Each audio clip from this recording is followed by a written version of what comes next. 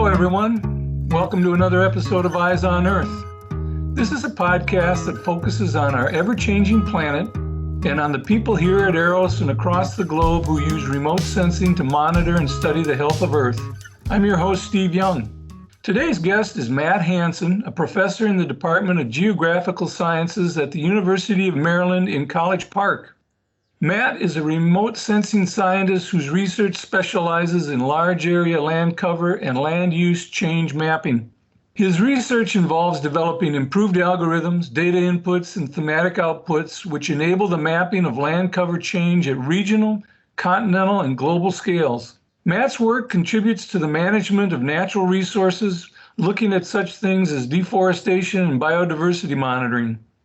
On top of that, Matt's exhaustive mining of the global Landsat archive has led to a greater understanding of global land cover change, global forest gains and losses, annual agricultural monitoring, and many other issues.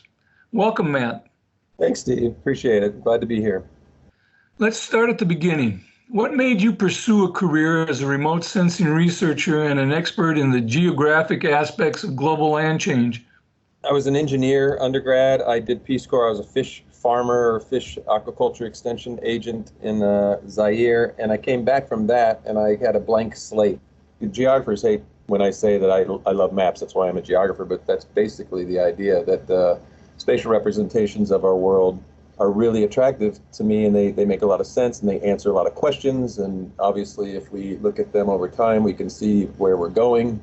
I went to the local university and talked about getting a master's in geography. And in that, I took one remote sensing course. And with that course, I was able to start my career getting a job at the University of Maryland after I graduated. So your early research involved mapping studies using data from the daily global polar orbiting satellites, such as AVHRR and MODIS.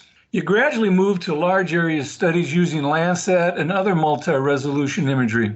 What sparked this shift? AVHR and MODIS, with the daily acquisitions and consistent records, you could extrapolate algorithms very easily or comparatively easily across the globe.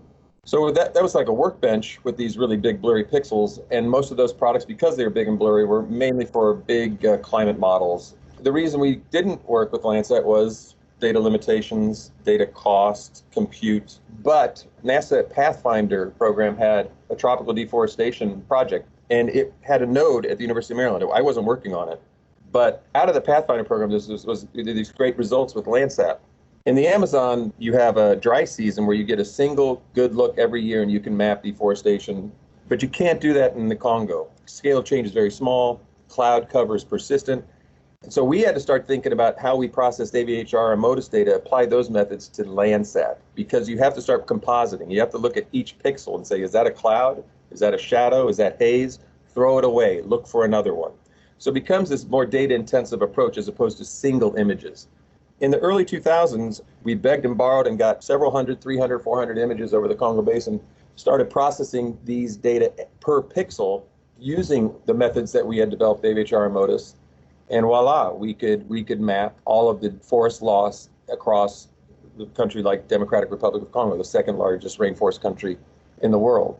The shift really was about, a particular context, the tropical rainforests of the world and how important they are, them being the site of huge changes in land use. And so in that context, we got into the per pixel Landsat monitoring, and we published our first large area map at the time of the opening of the Landsat archive in 2008. We had just published first results. So we were ready, absolutely, to go with Landsat at scale based on that experience. In your investigations of global land change, are there any surprises that have changed the way you think about the state of the Earth? It seems like our appropriation of land, either to convert it from a natural land cover to a land use or to intensify existing land uses, appears inexorable. I mean, we're really efficient at squeezing out economic productivity out of the land. And I guess that's sort of surprising, maybe not, but it's remarkable. One of the big challenges is, how much of that can the planet sustain without, feedbacks like climate change from the emissions of tropical forest burning or water quality degradation due to, intensification of agricultural landscapes and the like.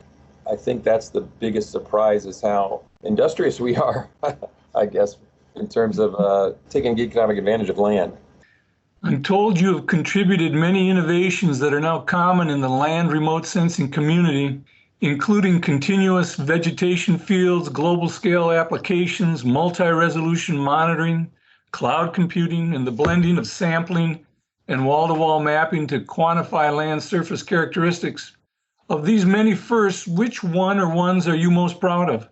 I really like working at the global scale. There's no global government. The United Nations is the only, let's say, agency or bureaucracy responsible for global information, but it's a member organization, so each country submits their data separately, and then the UN has to shoehorn them.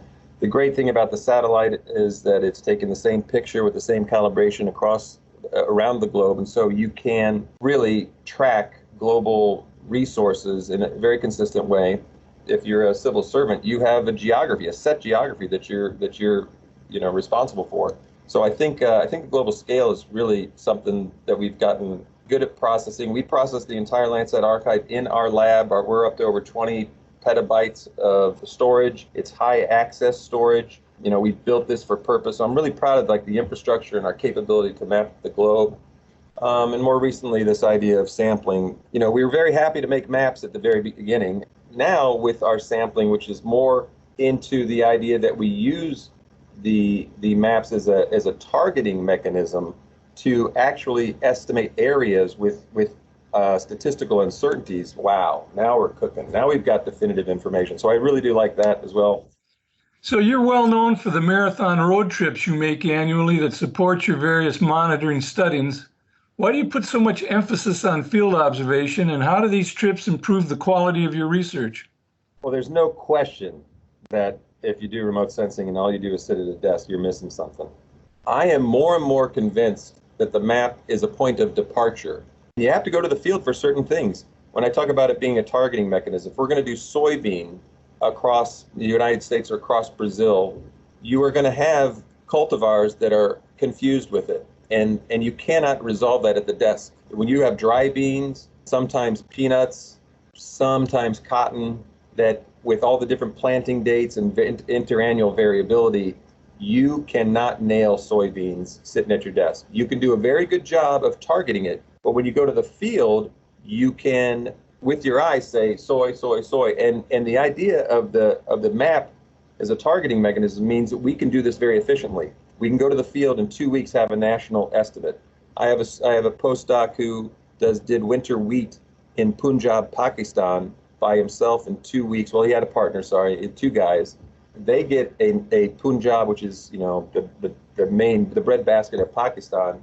They get an estimate for which they have a couple thousand enumerators at village level doing it officially, but they do it by themselves because they know where to look. The satellite tells them where to go. So there's a couple things. One is it's great feedback to help you understand what you're looking at in the imagery, but it's also the deal in terms of really targeting your theme of interest and getting precise estimates. I'd even go further in saying that the satellite will tell us where intact habitats are. The satellite tells us where the tall forests are. We cannot easily kludge together existing networks of field data that are a lot of times not placed statistically in landscapes, but they're quite biased. The satellite could give us a construct with which to target a whole host of critical variables that we could then visit in situ. So it's a big deal, the field work. There are some cases where you don't need it, but a lot where you do. So what can you tell us about what you're working on right now? We are always trying to push the envelope with new data, trying to go down in spatial scale. So you could say Landsat 30 meters, Sentinel 10, 20 meters, Planet 3 meters. And it's all really the same processing on our side. We're doing these optical time series, and so we can get better and better. I think the biggest deal is really the effect that our work is having on policy and management of natural resources. I find it increasingly frustrating that we have ongoing emphases on technology, but Brazil affected a policy that slowed their deforestation from almost 30,000 square kilometers per year down to below 5,000 square kilometers with a single Landsat, Landsat 5. Landsat 5 was the instrument with which they quantified the huge rate of deforestation. And when they put in their policy to kind of balance development with the protection of ecosystem services, Landsat 5 was the evidence for their success. So I think, aside from what I'm working on now and my personal curiosities, I'm a little discouraged that our data are not really being used to more regularly inform and support policy, like the one instance in Brazil. No other country's done what Brazil has done, and Brazil itself has been backsliding since that success. My whole focus now is really how relevant can we be? We can be a closed shop and pat each other on the back on really cool things we're doing, but it's more about what is the material impact on society. So Matt, take out your crystal ball and share some of your ideas on future trends in global land remote sensing.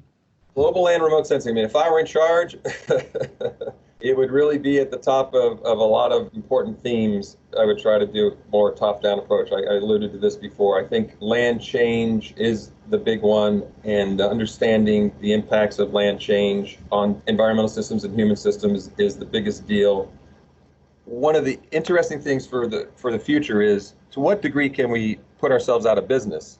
If you're in research, you want to do research to operations. Operations means it just runs and we're solving problems and we're supporting decisions. That means we've solved some problems methodologically. So I think a really important trend that I would like to see is that we solve some problems and we move out of R&D for some basic monitoring tasks.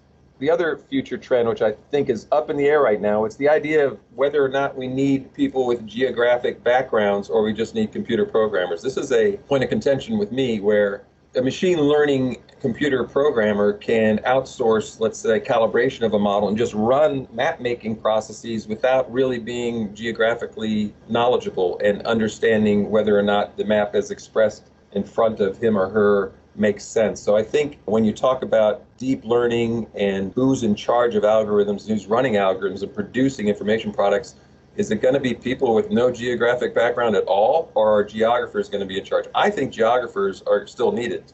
There's an iterative active learning process to mapping that I think is still required, and you have to have geographers to troubleshoot the data inputs and also to critique the outputs and iterate. And that's the active learning side of it. So this is, in the future trends, I'm very curious which path it goes down. I feel like domain experts in geography, knowing environments and knowing drivers and putting them into landscapes and understanding that is critical to making maps. But conversely, maybe there are algorithms smart enough that with training that is outsourced, you can do the same thing at the same level of accuracy. Well, I know you're a member of the USGS NASA Landsat Science Team. So what I wonder is, what do you consider to be the priorities for improving the value of the nearly 50-year-old Landsat archive? MODIS, to me, was a fantastic model because MODIS built all of these gridded, different composite time series that were ready off the shelf for users. And I think Landsat Science Team is working towards that, this idea of analysis-ready data modeled, I think, really on the MODIS approach. One of the tricks with Landsat that we face when we're doing our long time series studies is the tension between continuity and improving the observations themselves in terms of quality. Because the Landsat's instruments themselves are slightly different. The strength of Landsat is the time series. It is our baseline. This is what we will use as a reference to compare what's going to happen now into the future. I'm strongly an advocate for continuity, that the observations don't get so far off of a standard that you can't compare them.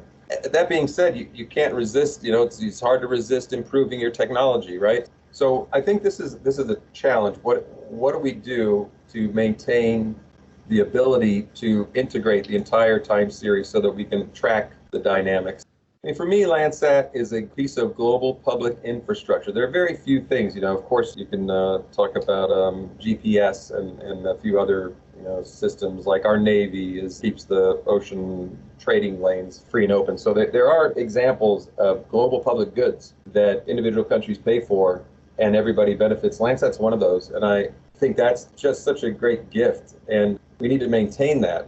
It is great to have a bunch of people looking at the same data and working on the same problems at different scales, different time periods, maybe different themes, but this is how we come to consensus and we solve problems.